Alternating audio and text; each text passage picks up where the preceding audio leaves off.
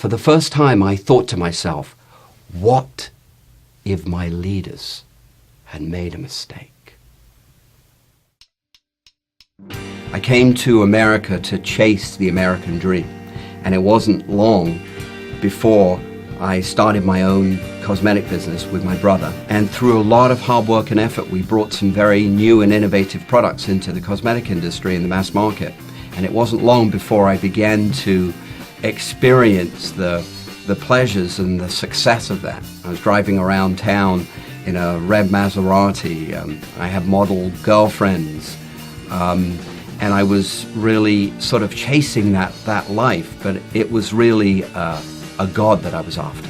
As a child, I was always looking to know God, and I was searching for Him all throughout my childhood, and I have to be honest, I couldn't find Him in the synagogue experience. I found it religious. The women were concerned about what they looked like and what they were wearing. There was a lot of materialism going on. I was actually looking for a spiritual connection.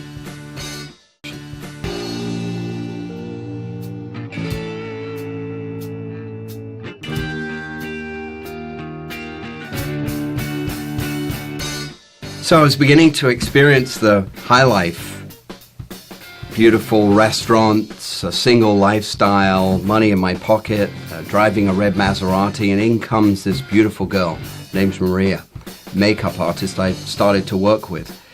And it's like I had it all, but something wasn't quite right. And the interesting thing was that Maria there was something different about her. She just didn't seem to be too interested in everything that I was sort of living up at that particular time. And she started to explain her faith to me as a Christian girl.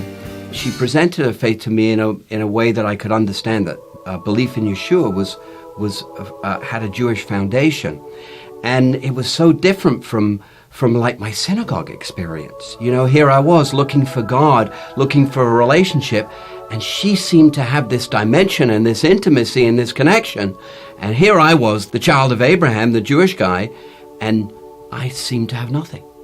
It was almost like I was Jekyll and a Hyde, two types of personalities, like this young, successful entrepreneur during the day, and at night I was empty, and a depression was setting in that I couldn't contain.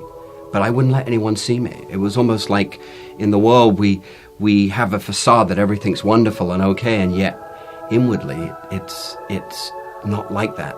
There was a depression and an emotional change that I was beginning to get in touch with, and definitely something was wrong. I think what was really different about Maria is that she had learned to bring the message of Yeshua back to Jewish people as if it was their very own. We reviewed a lot of in some of our discussions, we talked about all the terrible things that had happened to the Jewish people in the name of Christianity and how Christianity has been used. And she worked very hard in her communication to separate that stuff, mainly most of the time saying that most of those people really weren't believers in the first place. And she began to lay this foundation for me that the roots of Christianity were completely Jewish. And of course, you know, when I began to open the scripture and read for myself, I was overwhelmed. I was so surprised, that I was actually reading a Jewish book. So I have to tell you, after, experiencing this dimension that I knew Maria was experiencing between her and God, it began to really get my attention.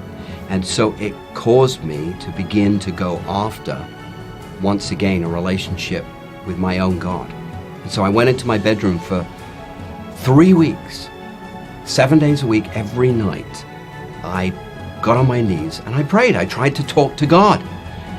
And it was like my prayers went up to the ceiling and dropped right down to the floor. There was nothing, no connection. And I was frustrated. I mean, here Maria was, this Christian girl that had a relationship with my God, the God of Abraham. And here I was, a Jew, trying to have a relationship with my God, the God of Abraham, and nothing. I was disconnected. And so it caused me to get very frustrated. And one night we were out for dinner and I expressed that frustration. And she turned around to me. She said, "Grant, I have been trying to tell you for 6 to 8 months, almost every time we go out, you can't have the Father without the Son." So immediately I decided I've got to go upstairs. I go upstairs to my apartment, and was not difficult for me with all my spiritual experiences to visualize this whole thing. And I laid on the bed and I stretched out my arm in the shape of the crucifixion tree, and I shut my eyes. And Maria had told me about a scripture, Revelations 3:20. I'll never forget it. I stand at the door and knock. If any man hears my voice and opens that door, I will come into him, and he will hear my voice, and we will sup together. In other words, we will connect and have intimacy. So I closed my eyes and I visualized the door, and I knocked on the door and I said, "God of Abraham, if Yeshua is," this is the exact prayer I prayed, "if Yeshua is your son and the Jewish Messiah, I want to know the truth." Right at that moment, at that very second, a physical wind indwelt my stomach. I could almost see it swooshing into me, and I got up from the bed. I was startled, but from that moment on, I believed.